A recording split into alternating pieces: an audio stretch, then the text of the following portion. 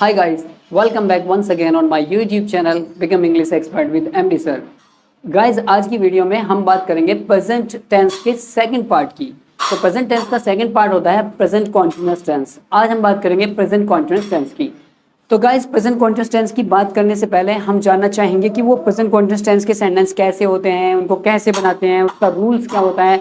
हम सब चीज़ को डिटेल में बहुत अच्छे तरीके से समझेंगे, आपको बहुत मजा आएगा। तो गाइस, सबसे पहले हम जानना चाहेंगे प्रेजेंट कॉन्टिन्यूअस टेंस का की जो पहचान होती है वो क्या होती है।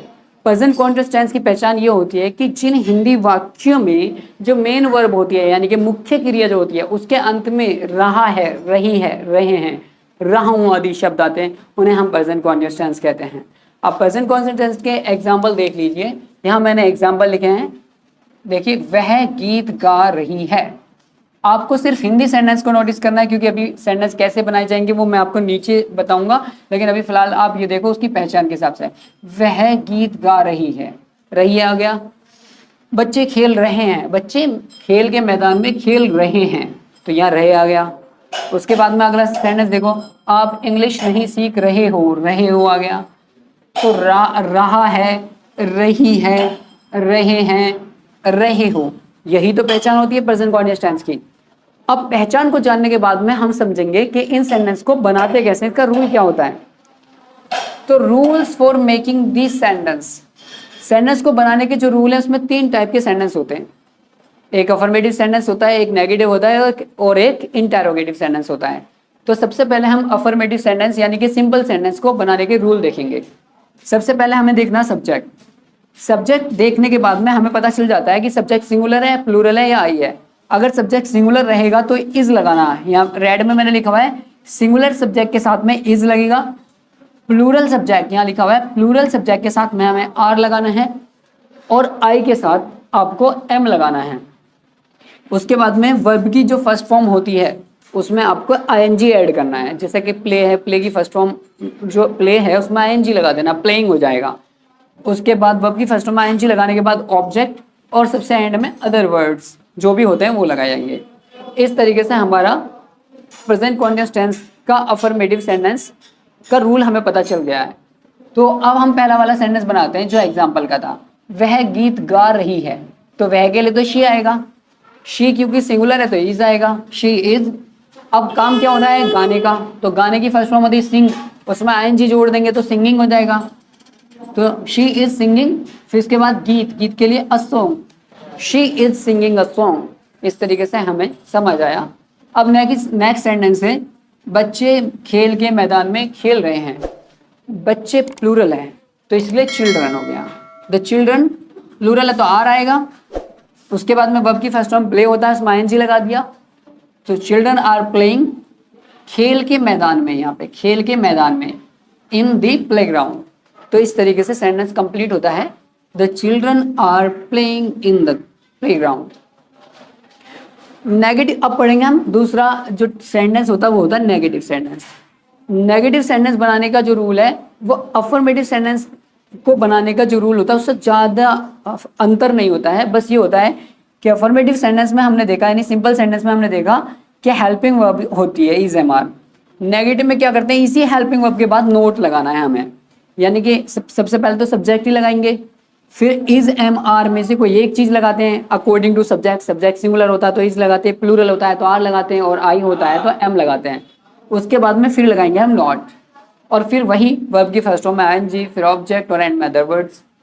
अब इस सेंटेंस को देख लेते हैं कैसे बनाते हैं। आप इंग्लिश नहीं सीख रहे हो, तो आप तो प्लूरल होता है तो उसके लिए यू लगाना, यू प्लूरल है तो आर, यू आर। अब हेल्पिंग वर्ब के बाद ही नोट बताया था मैंने, आर हेल्पिंग वर्ब है, यू आर नॉट। फिर सीखने की फर्स्ट फॉर्म होती है लर्न, उसमें हमें आईएनजी ऐड करना है, यू आर नॉट लर्निंग। फिर इंग्लिश के लिए तो इंग्लिश ही है, you are not learning English. इस तरीके से हमारा नेगेटिव सेंटेंस भी कंप्लीट हुआ। अब बात करते हैं हम इंटेरोगेटिव सेंटेंस की। इंटेरोगेटिव सेंटेंस को मैंने इंटेरो नेगेटिव कर दिया है, यानी इंटेरो के साथ साथ में नेगेटिव भी, यानी प्रश्न पूछने के साथ साथ उसमें नहीं शब्द भी आएगा। अब इंटेरो नेगेटिव के सेंटेंस में भी दो टाइप होते हैं। एक तो टाइप होता है जब सेंटेंस के स्टार्टिंग में क्या शब्द आता है, और एक वो होता है जब सेंटेंस के बीच में क्वेश्चन वर्ड्स आते हैं। तो सबसे पहले हम टाइप 1 को पढ़ेंगे। टाइप 1 का रूल देख लीजिए। सबसे पहले क्या करना है आपको, इज एम आर, यानी कि अगर सब्जेक्ट हमारा सिंगुलर है तो इज लगाना है सबसे पहले स्टार्टिंग में, क्या आने की वजह से। अगर क्या वाक्य के शुरू में आया है तो हमें helping verb is am are में से कोई एक चीज लगानी है, लेकिन वो लगाने के लिए हमें पहले सब्जेक्ट को देखना पड़ेगा। सब्जेक्ट सिंगुलर है तो मैंने पहले बताया था इज लगेगा, प्लूरल है तो आर लगेगा और आई के साथ एम लगेगा। उसके बाद अगर नेगेटिव है यानी इंटेरो के साथ नेगेटिव भी है तो सब्जेक्ट के बाद ही नोट आएगा। अगर खाली इंटेरोगेटिव है तो उस नोट को लगाते ही नहीं है, लेकिन अगर इंटेरो के साथ साथ नेगेटिव भी है तो सब्जेक्ट के बाद नोट आएगा और उसके बाद वर्ब की फर्स्ट फॉर्म में वही आईएनजी लगाना है, आईएनजी लगेगा, फिर ऑब्जेक्ट और एंड में अदर वर्ड्स जो भी होते हैं वो लगेंगे और फिर सबसे लास्ट में क्वेश्चन मार्क लगता है। अब हम टाइप फर्स्ट का पहला एग्जाम्पल बनाते हैं, क्या आप मेरा इंतजार नहीं कर रहे हो।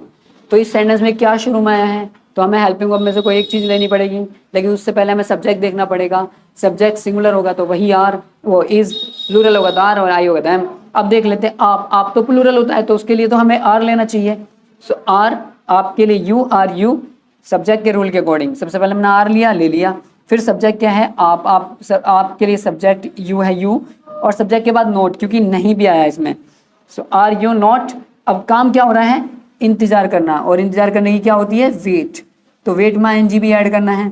You are not waiting for me, तो मेरा इंतजार। तो हमेशा इसमें एक वर्ब होती है इंतजार करने के लिए, कभी भी खाली वेट नहीं आएगा, वेट फॉर होता है, इसलिए यहाँ पे वेटिंग फॉर हो गया। अच्छा ये एक प्रीपोजिशनल यूज है, प्रीपोजिशनल यूज से रिलेटेड मैं एक सेपरेट वीडियो बनाऊंगा, उसमें आपको प्रॉपरली बताऊंगा कि किस कहाँ पे इन लगाना, कहाँ पे ऑन लगाना, कहाँ पे एट लगाना, कहाँ पे फ्रॉम, कहाँ पे बाय, कहाँ पे विद, कहाँ पे अंडर, कहाँ पे अबव, कहाँ पे बीनीथ, कहाँ पे अबव, ये सारी चीज़ें मैं आपको डिटेल में बताऊंगा प्रीपोजिशन वाली वीडियो में। अभी के लिए फिलहाल आप ऐसे ही समझ लो वेट फॉर। तो क्या आप मेरा इंतजार नहीं कर रहे हो, are you not waiting for me. अब हम बात करते हैं टाइप 2 की। इंटरोनेगेटिव का टाइप 2 वो होता है जब किसी भी हिंदी वाले वाक्य के बीच में कोई क्वेश्चन वर्ड आता है। जब वो क्वेश्चन वर्ड बीच में आता है तो सबसे पहले हम उस क्वेश्चन वर्ड को ही लिख लेते हैं। तो वो जो क्वेश्चन वर्ड होता है उसको हम WH फैमिली वर्ड भी कहते हैं। तो इसी वाले सेंटेंस में हम क्या करेंगे, कुछ भी सेम जो तरीका यह है वही रहेगा। तो टाइप 2 में क्या पढ़ेंगे, वे आपसे बातें क्यों नहीं कर रहे हैं।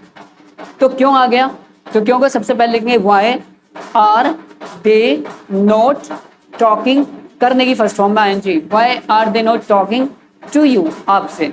तो गाइज इस तरीके से मैंने आपको प्रेजेंट कॉन्टिन्यूअस टेंस के अफर्मेटिव, नेगेटिव और इंटरोनेगेटिव के दोनों ही टाइप बता दिए हैं। अब मैं आपको 4 सेंटेंस दूंगा प्रैक्टिस करने के लिए, इसमें अफर्मेटिव भी होगा, नेगेटिव भी होगा और इंटरोगेटिव भी होगा। तो गाइज ये कुछ सेंटेंसेस हैं जो मैंने आपको प्रैक्टिस करने के लिए दिए हैं, आपको ये सेंटेंस बनाने हैं। इससे पहले एक बार देख लेते हैं ये सेंटेंसेस कौन कौन से हैं। पहला सेंटेंस देखिए, वह सो रहा है, ये सेंटेंस अफर्मेटिव सेंटेंस यानी सिंपल सेंटेंस है। दूसरा सेंटेंस, आप मुझसे बात नहीं कर रहे हो, ये सेंटेंस नेगेटिव सेंटेंस है। दूसरा सेंटेंस, क्या वह कपड़े नहीं सी रहा है, ये सेंटेंस इंटरोनेगेटिव का टाइप फर्स्ट है क्योंकि इसमें क्या शब्द वाक्य के शुरू में आया है। चौथा सेंटेंस देखिए, वे हमसे झूठ क्यों बोल रहे हैं, ये सेंटेंस इंटरोगेटिव का टाइप सेकंड है क्योंकि इसमें क्वेश्चन वर्ड क्यों वाक्य के बीच में आया है। तो गाइस प्रेजेंट कॉन्टिन्यूअस टेंस में तो बस इतना ही था, फिर मिलते हैं जल्दी ही प्रेजेंट टेंस से रिलेटेड एक नए टेंस में। तब तक के लिए goodbye, take care, thank you.